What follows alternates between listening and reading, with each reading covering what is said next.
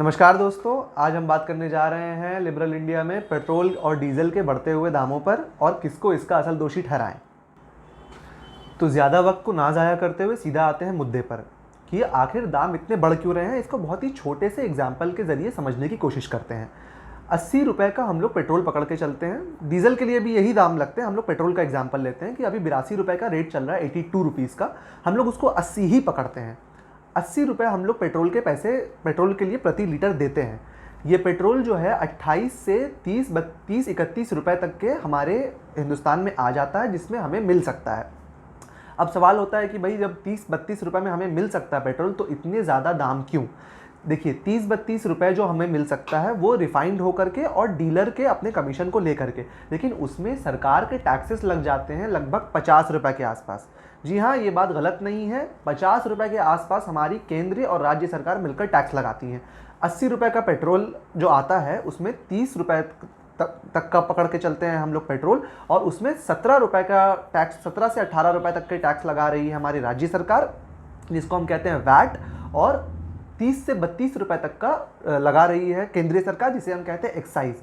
जी हाँ, वैट लगता है पेट्रोल में, क्योंकि पेट्रोल के लिए अभी तक जीएसटी लागू नहीं हुआ है। अगर पेट्रोल के लिए जीएसटी लागू हो जाए तो जो 18%, 12%, 28% आपको बहुत ज़्यादा लगते हैं देने में, 28% के भी स्लैब में अगर लेके आए हम पेट्रोल को, तो पेट्रोल आपके पास ज़्यादा से ज़्यादा 32-35 रुपये तक के पहुँच जाएगा। तो अब इसका हल क्या है? इसके लिए दोषी किसको ठहराएं? चलिए उस मुद्दे पर चलते हैं। आज से 2-3 महीने पहले जब लॉकडाउन शुरू हुआ था, अप्रैल मई के समय, तब पेट्रोल के जो कच्चे तेल हैं, जो कच्चे तेल की कीमत थी वो $20 से भी कम चली गई थी। लेकिन सरकार ने उसका फ़ायदा जनता को ना देते हुए टैक्स की कीमतें बढ़ा दी, ताकि रेट जो है फ्लैट रेट रहे और जिस दामों में मिल रहा है हमें पेट्रोल और डीजल, उसी दामों में मिलता रहे।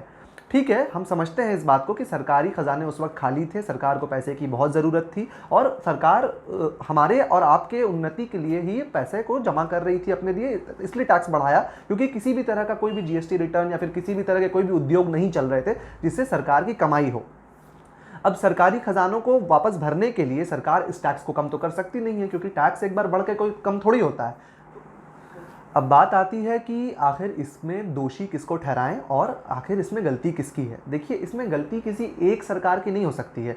इसके लिए एक एग्जांपल लेते हैं कि मानकर चलिए 80 रुपये का पेट्रोल है, 80 रुपये, 82 रुपये का है, लेकिन हम लोग 80 रुपये ही पकड़ते हैं। 80 रुपये का तेल आता है। उस 80 रुपये में से 28 से 33 रुपये के बीच का तेल होता है दोस्तों। जी हाँ, 28 से 33 रुपये के बीच का तेल होता है, और 50 रुपये के लगभग जो है हम लोग इसमें टैक्स भरते हैं। इसमें से 30 से 32 रुपये तक लेती है केंद्र की सरकार, और 17 से 18 रुपये तक लेती है राज्य की सरकार। अब टैक्स की कम होने की मेहरबानी तो सरकार से आप उम्मीद ना ही रखें तो बेहतर है, क्योंकि आज से पहले ये कभी हुआ नहीं है कि टैक्स बढ़कर वापस कम हो जाए। ये जल्दी होता नहीं है ऐसा। अब सरकारों के पास खजाने में पैसे नहीं हैं, सरकारों को खजाने में अपने पैसों की बहुत ज़रूरत है। हम समझते हैं सरकारी खजाने से हमारा मतलब ये नहीं है कि मोदी जी या ममता दीदी हमारी जो है अपने जेबों में पैसे भर कर लेके जा रही हैं, ऐसा नहीं है। वो पैसे हमारे और आपकी उन्नति के लिए ही इस्तेमाल किए जाएंगे। लेकिन क्या सरकारी खजानों के भरने के जो अभी इतना वक्त आ गया है सरकारी खजानों को भरने का, और सरकारी खजाने इस गति से खाली हो चुके हैं कि इतना टैक्स लगाना पड़ रहा है कि वो दिन दूर नहीं कि 2020 में हमें पेट्रोल और डीजल का पहला शतक देखने को मिल जाए। अब 70-72 हज़ार स्क्रीन जब लगते हैं एक इलेक्शन के प्रचार के लिए, तो हम समझ सकते हैं कि कितना खर्चा होता है सरकारों को, और कितनी विडंबनाओं से इन सरकारों को गुजरना पड़ता है। अब आगे हम सिर्फ निवेदन कर सकते हैं हाथ जोड़ के सरकार से कि इस वक्त आप कमाने का, अपनी सरकारी खजाने भरने का कोई और तरीका ढूंढ लीजिए, और लोगों की मदद करने के लिए वो पैसे जमा करने का कोई और तरीका ढूंढ लीजिए। क्योंकि इस वक्त हम जो है कोरोना महामारी से जूझकर हमारी जनता निकली है। बंगाल की जनता खासकर जो है अम्फान से भी लड़कर निकली है। अब हमारी जनता के अंदर ताकत नहीं बची है कि एक और इस तरह की मार से, एक महंगाई की मार से जो है जूझ सके। हम सरकार से ये हाथ जोड़कर विनती करेंगे कि आप ऐसा कोई काम ना करें कि हमारी जनता के अंदर दिल में एक सवाल पैदा हो जाए कि क्या उन्होंने उस सरकार को जिता करके, उस सरकार को सत्ता में ला करके कोई गलती कर दी।